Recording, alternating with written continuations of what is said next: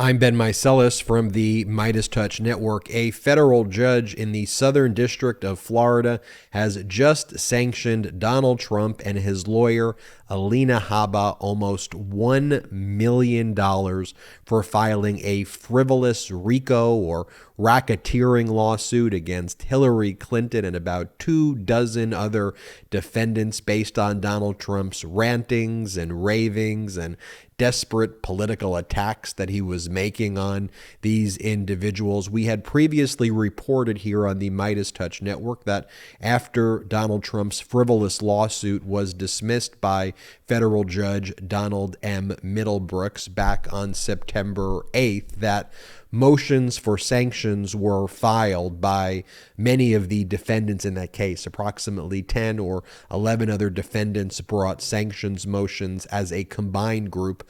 Another defendant who was sued, Charles Dolan, previously won his sanctions motions before this against Alina Habba and was awarded about $66,000 against her. But this was the sanctions motion we reported about here on the MeidasTouch Network. You may remember the video we did back on November 1st, where we predicted that this was what was going to happen after the sanctioned motion was filed. And folks, this sanctions order by Judge Donald M. Middlebrooks is scathing. It's probably the most scathing order to date we've seen against Donald Trump, calling Donald Trump out not just for filing this frivolous lawsuit, but also filing dozens of other frivolous lawsuits, and saying that this sanction is needed to deter this conduct from a vexatious litigant who files these frivolous lawsuits repeatedly.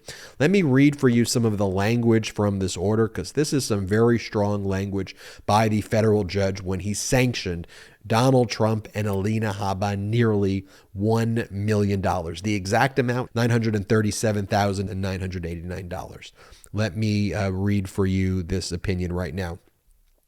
This case should never have been brought. Its inadequacy as a legal claim was evident from the start. No reasonable lawyer would have filed it. Intended for a political purpose, none of the counts of the amended complaint state a cognizable legal claim. 31 individuals and entities were needlessly harmed in order to dishonestly advance a political narrative. A continuing pattern of misuse of the courts by Mr. Trump and his lawyers undermines the rule of law, portrays judges as partisans, and diverts resources from those who have suffered actual legal harm. I previously granted defendant Charles Dolan's motion for sanctions, that's the one I told you about, for about $66,000, brought pursuant to Federal Rule of Civil Procedure Rule 11. That's the rule about sanctioning lawyers for signing their names to frivolous pleadings. Now before me is a motion seeking sanctions brought by 18 other defendants. Upon consideration of the motion, response, and reply, for the reasons that follow and also for those stated in my previous order, sanctions are awarded. Then the judge goes on to basically say, to talk about some of the procedural history of the case, that this case was brought on March 24th of 2022 by Donald Trump and Alina Habba as his lawyer. They filed an amended complaint on June 21st. It's like 193 pages, like 860 paragraphs. None of the claims even made any sense. It was the rantings and ravings basically of a lunatic, and it attacked Hillary Clinton and all these other individuals for harming Donald Trump's reputation by connecting him to Russia. And as the court said, all of these claims are time barred. You don't even establish actual causes of action. You're basically just putting your social media posts in a complaint incoherently, and it makes no sense. And the court explains that it dismissed these claims on September 8th with a very harsh dismissal order. And then the court says, undeterred, even after my dismissal order, In a September 10th, 2022 interview with Sean Hannity, the host asked Alina Habba, why isn't Hillary Clinton being held accountable for what she did? Ms. Habba's response reiterated misrepresentations of which this lawsuit was based. He then quotes Alina Habba, and the court goes on to say, she, Alina Habba, also indicated that while Mr. Trump doubted the suit would succeed, she nevertheless fought to pursue it. And he quotes some of the language that she used. Because you have a Clinton judge, as we did here, Judge Middlebrooks, who I had asked to recuse himself, but he insisted that he need not recuse himself and he was going to be impartial. And then he proceeds to write a 65-page scathing order where he basically ignored every factual basis, which was backed by indictments, by investigations. All of this is what she's saying to Hannity is absolutely false. And Judge Middlebrooks saying, I watched that. I saw you talk about me and misrepresent this lawsuit after you lost the case. You lied about the facts. He goes on to talk about how she said, I have to share with you a story, Sean, that I have not shared with anybody. The recourse that I have at this point is obviously to appeal this to the 11th Circuit, as Greg said. But when I brought this case and we were assigned, the judge, and we went through the recusal process, we lost 5 magistrates, including Reinhardt, who's dealing with the boxes, as we know. The former president looked at me and he told me, you know what, Alina, you're not going to win. You can't win. Just get rid of it. Don't do the case. And I said, no, we have to fight it. The court then goes on to say the defendants now move to recover attorneys' fees. And then he goes on to talk about the order where he sanctions Trump and Alina Habba. He goes on to say the following on page 6. Here we are confronted with a lawsuit that should have never been filed, which was completely frivolous, both factually and legally, and which was brought in bad faith for an improper purpose. Mr. Trump is a prolific and sophisticated litigant who is repeatedly using the courts to seek revenge on political adversaries. He is the mastermind of strategic abuse of the judicial process, and he cannot be seen as a litigant blindly following the advice of a lawyer. He knew full well the impact of his actions.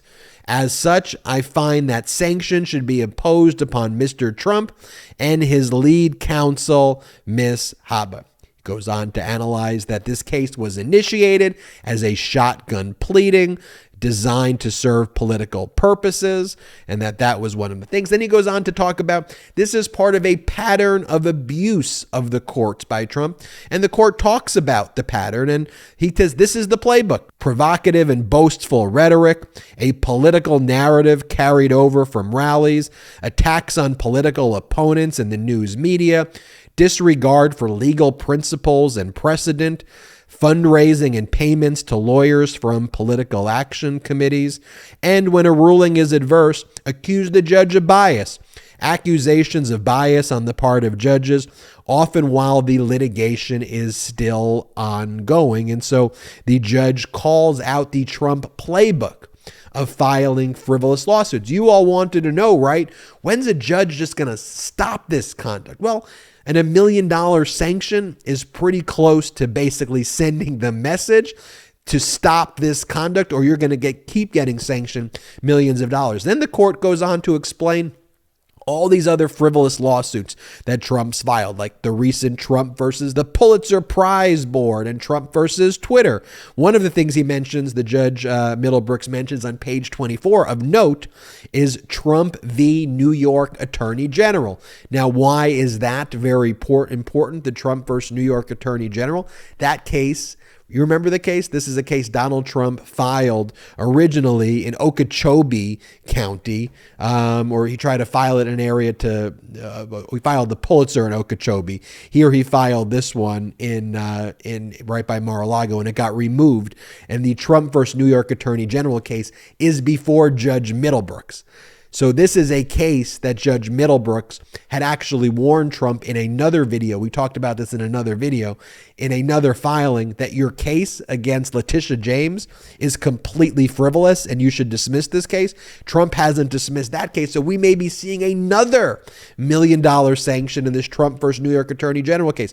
This is the case where right after she filed the fraud lawsuit before Judge Arthur Engoron in New York court, seeking at least $250 million for Donald Trump's fraudulent conduct, and before, in his fraudulent valuations, before the independent monitor or the independent accountant was appointed to oversee Trump's finances in a preliminary injunction, Donald Trump filed this frivolous lawsuit suing Letitia James, and then he filed this frivolous amended complaint saying, oh, I'm not suing her as the Attorney General, I'm just suing her as an individual. And there's all sorts of immunities why you can't sue a New York Attorney General who's for her filing a civil fraud case against you under her powers as the New York Attorney General. But that case winded up before Judge Middlebrooks. So he's likely going to sanction Trump another $1 million if Letitia James asks for it in that case. And I could assure you that New York Attorney General Letitia James is reading this order with a big smile on her face, because the judge has already warned Trump that that lawsuit was frivolous. Trump has not dismissed that lawsuit yet, and I think they're going to seek sanctions in that case, which is also before Judge Middlebrooks as well. One of the interesting facts about this RICO racketeering, this BS case that Donald Trump filed against these 29 individuals and hauled them into court for just this absurd accusations, these utterly frivolous accusations. Trump tried to get Middlebrooks removed and tried to get Judge Eileen Cannon appointed. This was before the Donald Trump theft of records case was brought before Judge Eileen Cannon. This happened more like April or May. And they try, and by the way, Judge Middlebrooks knew that Trump was trying to get him recused to get in front of Cannon, and called Trump out in that order for his tactics. And like, I know you're trying to get in front of Cannon. This was before August, before the world learned what a corrupt individual Judge Eileen Cannon was. Judge Middlebrooks smartly called her out. No one was paying attention to that at that time because the implications weren't as significant as they are now, but it's worth noting. Then you have the conclusion. For the foregoing reasons, and having carefully considered the record, the written submissions of the parties, and applicable law, it is hereby ordered and adjudged that defendant's motion for sanctions is granted. Plaintiff Donald J. Trump and plaintiff's lead attorney Alina Habba and the Habba law firm are jointly and severally liable for $937,000 signed in chambers in West Palm Beach, Florida on the 19th of January, 2023. There's a little footnote also with more shade to top it off right below Judge Donald M. Middlebrooks' signature. He goes, sanctions must never be hollow gestures. Their bite must be real, but for the bite to be real, it must be an amount a person can pay. I believe the monetary sanctions imposed here are well within plaintiff and plaintiff's lawyer ability to pay, and therefore I have not thought it necessary to conduct an intrusive inquiry on their finances. However, should plaintiff, Donald Trump, or plaintiff's lawyers and law firm believe that the amount of money I'm sanctioning them would seriously jeopardize their financial status, then the individual or firm should file within 10 days of this order under seal a verified statement of their net worth, which includes assets and liabilities. In the event of such a filing, the obligations of that individual or law firm will be told until further order of the court. So we'll see if Donald Trump or Alina Habba claim that they can't pay this $1 million sanction. So this is big news, folks. We've been talking about it a lot here on the MeidasTouch Network. If you've been following along, these $1 million sanctions that were requested back in the beginning of November against Donald Trump and Alina Habba for filing the frivolous racketeering lawsuit against Hillary Clinton and these 29 or so other individuals. The sanctions motion has been granted. Frivolous lawsuit, $1 million sanctions, and a judge saying it like it is, putting the Trump frivolous litigation playbook out there, calling Trump out in some really, really strong terms. Good news to report. I'm Ben Meiselas from the MeidasTouch Network. Hit the subscribe button. It is free to subscribe. We're trying to get to 1 million subscribers before March. Help us get there together so we can deliver more great legal breaking news like this and more great political news for you that's unapologetically pro-democracy. Hit subscribe. It's free to subscribe. And while I got you, check us out at patreon.com/MeidasTouch, patreon.com/MeidasTouch. We have lots of exclusive content there, including we are hosting an exclusive Zoom session with our patrons over the weekend. If you join right now, go to patreon.com/MeidasTouch, become a member at one of the membership tiers, and we'll see you at our exclusive Zoom session. Hit subscribe. I'm Ben Meiselas from the MeidasTouch Network. Thank you so much for supporting MeidasTouch and for watching this video. At MeidasTouch, we are unapologetically pro-democracy, and we demand justice and accountability. That's why we're spreading our message to Convict 45.